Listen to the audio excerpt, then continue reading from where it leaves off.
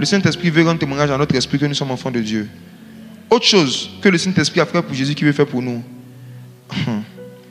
Après son baptême par immersion, c'est le Saint-Esprit qui est descendu sur Jésus et qui l'a rempli. Luc 4, verset 1. Jésus n'était pas rempli du Saint-Esprit pendant près de 30 ans. Voici pourquoi il ne prêchait pas. Il ne partait pas évangéliser. Quand tu sais que tu n'arrives pas à prier, tu n'arrives pas à jeûner, tu n'arrives pas à communier avec Dieu, il faut le laisser à faire de l'œuvre de Dieu. Il faut le laisser ça. Tu vas te blesser. Fais comme Jésus. Trouve du travail. Quand Jésus n'était pas rempli du Saint-Esprit, il partait au travail. Je parle à un pasteur qui est là. Tu sais que tu n'es pas rempli du Saint-Esprit, mais tu continues de prêcher. Moi, je te donne un conseil. Il faut faire une pause. Choisis quelqu'un qui est rempli du Saint-Esprit. Il va prêcher. Toi, cherche du travail. Ou bien cherche la plénitude du Saint-Esprit. Dans les deux cas, tu as quelque chose à chercher. Jésus-Christ, notre Seigneur, ne s'est pas permis de commencer un ministère sans être rempli du Saint-Esprit. Mais pourquoi aujourd'hui beaucoup de gens le font? Et ils ennuient le peuple de Dieu. Comment à cause de toi, quelqu'un paye le transport? Et la personne vient de loin, se déplace, il vient s'asseoir. Et il s'ennuie pendant 2 heures et il s'ennuie au nom de Jésus. Ça peut arriver une fois, mais chaque dimanche, il y a un problème. Comment l'onction peut ennuyer les gens? Comment le Saint-Esprit peut être là, l'esprit de joie, et puis des gens s'ennuient à l'excès? Luc 4, verset 1. Luc 4, verset 1. Jésus, rempli du Saint-Esprit, revint du Jourdain et il fut conduit par l'Esprit dans le désert. Jésus n'est pas allé dans le désert pour être rempli du Saint-Esprit. C'est parce qu'il était rempli du Saint-Esprit qu'il est allé dans le désert. On ne jeûne pas 21 jours pour être rempli du Saint-Esprit. C'est parce qu'on est rempli du Saint-Esprit qu'on jeûne. C'est quoi être rempli du Saint-Esprit? C'est ressentir à l'intérieur de son cœur une puissance et une force qui nous donne la capacité d'être en paix, en joie. En fait, on est rempli du Saint-Esprit lorsqu'on arrive à manifester avec aisance le fruit de l'Esprit. Galates chapitre 5, verset 22. La plénitude du Saint-Esprit, ce n'est pas même d'abord pour le ministère, c'est pour nous-mêmes. C'est quand tu es rempli du Saint-Esprit que tu aimes prier. On est rempli du Saint-Esprit lorsqu'on ressent une forte envie de prier, de jeûner, d'adorer Dieu, de louer Dieu, de lire la Bible. C'est comme ça qu'on sait qu'on est rempli du Saint-Esprit. Quand on est rempli du Saint-Esprit, on se sent attiré par les choses de Dieu. On a une passion pour les choses de Dieu. Si lire la Bible t'ennuie, si prier t'ennuie, tu n'es pas rempli du Saint-Esprit. Et je parle surtout à vous qui conduisez les gens. Comment toi-même quelque chose qui t'ennuie, tu veux que ça égaye les gens? Homme de Dieu, toi-même tu t'ennuies dans ta chambre. Quand toi-même tu es seul là, prier longtemps, méditer pendant longtemps, ça t'ennuie. Maintenant tu viens devant les gens et tu veux que quand toi tu prêches, ils soient édifiés. Toi-même tu n'es pas édifié.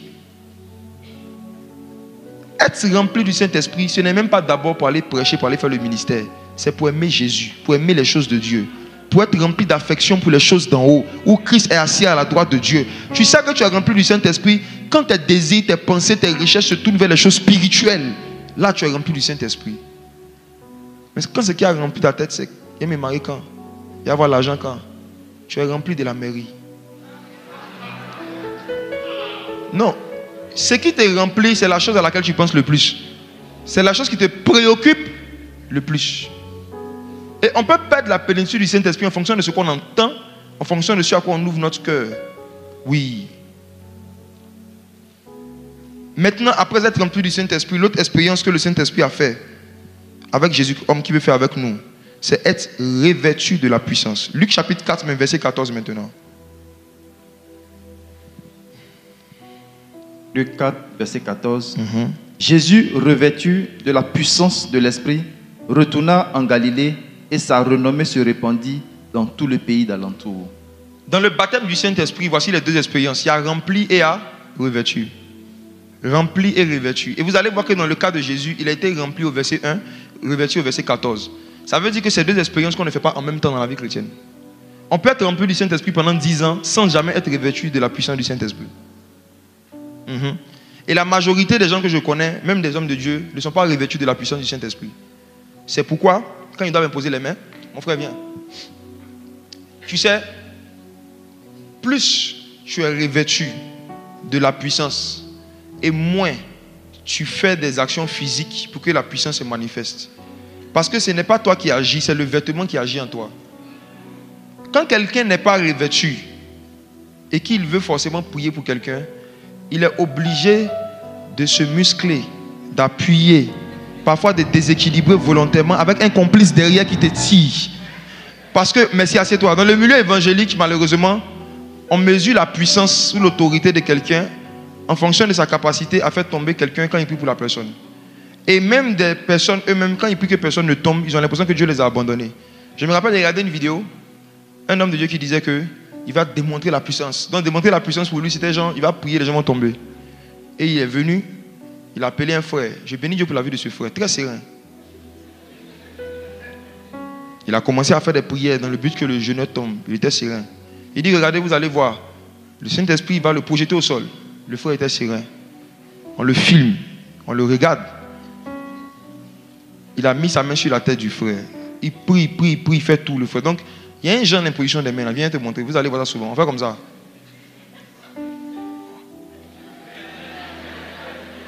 On penche ton cou vers l'arrière, quoi.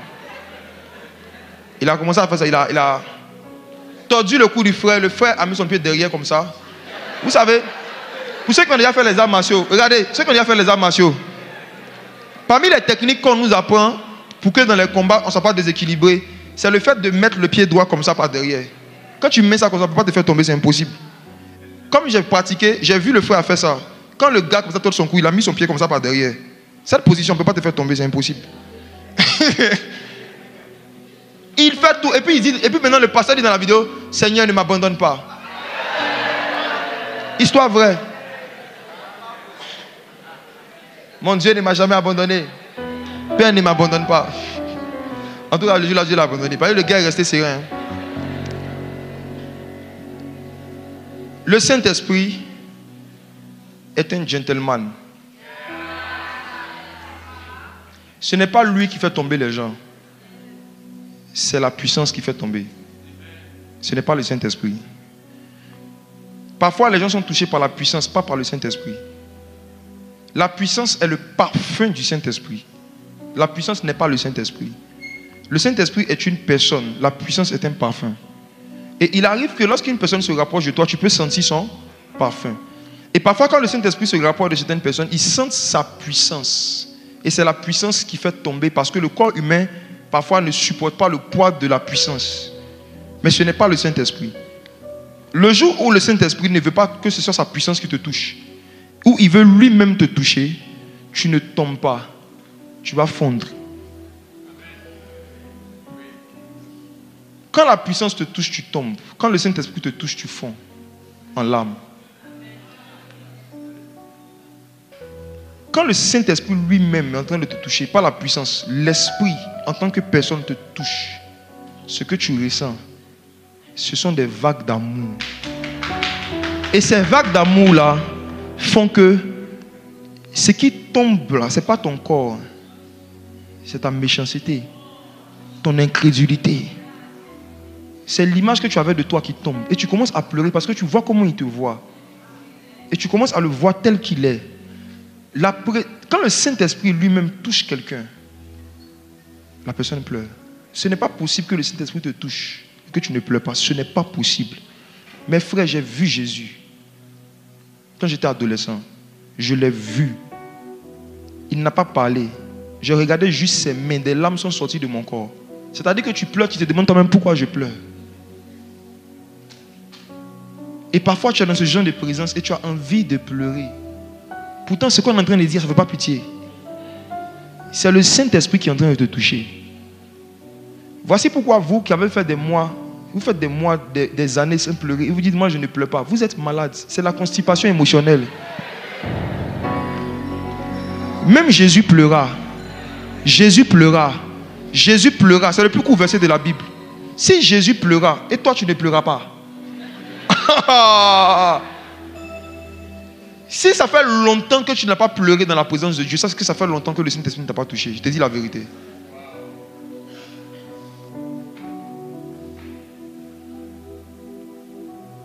Chaque fois que le Saint-Esprit a touché même Jésus-Christ homme, il pleura.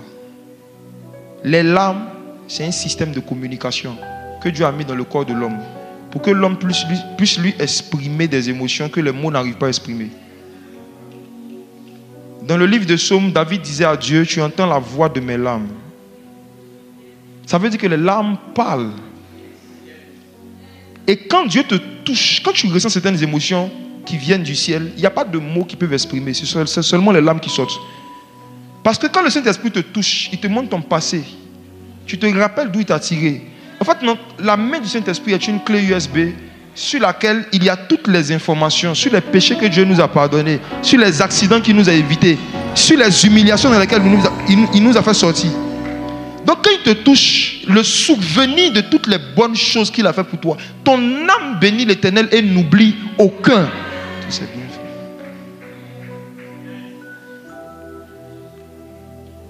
Si cette année vous commencez à chercher une amitié avec le Saint-Esprit, il va vous arriver des jours où vous allez venir dans l'intention de prier.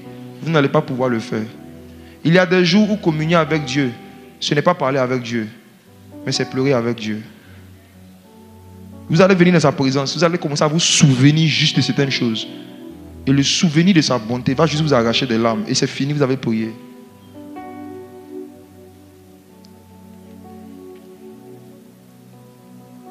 Par le baptême du Saint-Esprit, Dieu restaure en l'homme la capacité de ressentir la main du Saint-Esprit.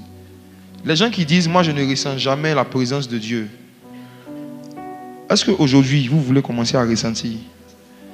Si Dieu vous rend sensible à sa présence, est-ce que vous allez le laisser vous toucher et faire de vous ce qu'il veut? Parce que quand le Saint-Esprit te touche, je dis que ça commence juste par une envie de pleurer, mais ça peut aller plus loin. Les vagues d'amour, les vagues de compassion que tu ressens peuvent aussi te pousser à faire des choses avec ton corps que tu n'as pas prévues. C'est pourquoi vous voyez parfois des gens danser, vous voyez des gens sauter. Chacun réagit de façon différente, mais chacun va réagir.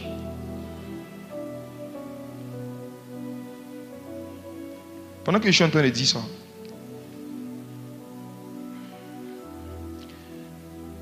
je vois 4 personnes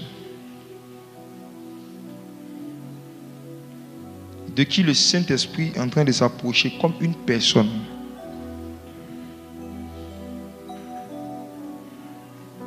Il pose sa main comme ça sur votre poitrine. Et il y a un amour qui vous enveloppe. Et il ramène à votre esprit le souvenir de ce qu'il a fait pour vous depuis que vous étiez enfant, avant que vous donniez votre vie à Jésus. Il ne vous a pas aimé quand vous avez commencé à prier. Donc ce n'est pas parce que vous ne priez pas qu'il ne va plus vous aimer. Il n'a pas commencé à vous aimer quand vous avez commencé à vous sanctifier.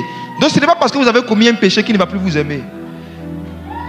Dieu prouve son amour envers nous en ce que lorsque nous étions encore pécheurs, Christ est mort pour nous. Et quelqu'un qui nous a manifesté un tel amour quand nous étions encore pécheurs, quel amour il va nous manifester après, quand ce soit repenti, qu'on soit venu à lui. Et comme l'apôtre Paul pouvait le dire, vous allez connaître les hauteurs, les longueurs, les largeurs, les profondeurs de l'amour de Dieu manifesté par le Saint-Esprit. Il n'y a rien de plus beau que de se sentir aimé par le Créateur. Il n'y a rien de plus puissant. Il n'y a rien qui puisse donner, comme je causais avec le prophète Tatou, il me disait que plus tu connais le Saint-Esprit, plus tu auras un mental en métal. Ça sera difficile pour des gens, peu importe ce qu'ils font, de te déstabiliser moralement. Difficile. À cause de l'amour que tu sais que Dieu a pour toi. Je prie ce matin que Dieu vous rappelle l'amour qu'il vous a montré lorsque vous étiez encore pécheur. Que Satan n'arrive jamais à vous convaincre que vous avez fait une chose qui fait que Dieu est découragé de vous. Dieu ne se décourage jamais d'un homme. Jamais. Jamais. On se décourage quand on est surpris. Dieu n'est pas surpris par les bonnes ou les mauvaises actions des hommes. Donc il n'y a rien qu'un homme puisse faire qui va le décourager. Avant de t'avoir donné l'onction, avant de t'avoir donné son esprit, il connaissait tes défauts, il connaissait les erreurs que tu allais commettre et il t'a aimé.